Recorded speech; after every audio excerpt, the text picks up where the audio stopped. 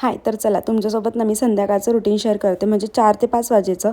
आता ह्या वेळामध्ये ना मुलं झोपेतून उठत असतात, म्हणजे त्यांचा ठरलेला टाईम असतो 2 ते 4 वाजेपर्यंत. कधी कधी तर झोपले तर 15-20 मिनटं ते जास्तीचं झोपतात. इथे ना तियांश तीर्थ झोपलेले होते, म्हणून मी उठले, फ्रेश वगैरे झाले आणि जे काही संध्याकाळची कामे असतात ना, भांडे वगैरे लावणं, चहा वगैरे करणं, तेच कामं मी करून घेते. आता मुलं झोपेतून उठल्यानंतर लगेच जेवण वगैरे खायला नको म्हणतात, म्हणून मी त्यांना फ्रुट्स देते. आधीच्या रुटीनमध्ये आणि आताच्या रुटीनमध्ये ना खूप सारा फरक असतो, कारण की मुलांचं खेळणं, झोपणं या सगळ्या गोष्टीमध्ये खूप सारा चेंज होत असतो.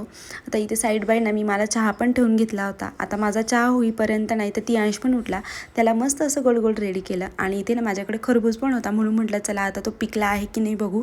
पण तो कट केल्यानंतर मला कळालं की तो पिकलेला नव्हता, तर मी तो काही मुलांना दिलाच नाही. आणि त्यांनी खाताना पण जरा नाटकच केले, म्हणून मी तो साईडला ठेवला. ते आहे ना की त्याला जी गोष्ट हवी असली ना तो करतोच. तर तो ना सगळे ट्रॉलीतले भांडे बाहेर काढतो आणि पुन्हा स्वतःहूनच त्याचा तो ठेवून देतो. फक्त एवढं की जे काही त्याचे खाल्लेले वगैरे हात असतात ते माखलेले असतात, पण त्याला कळत नाही, म्हणून तो तसेच हात त्याला लावतो आणि पुन्हा त्याच्यामध्ये ठेवून देतो.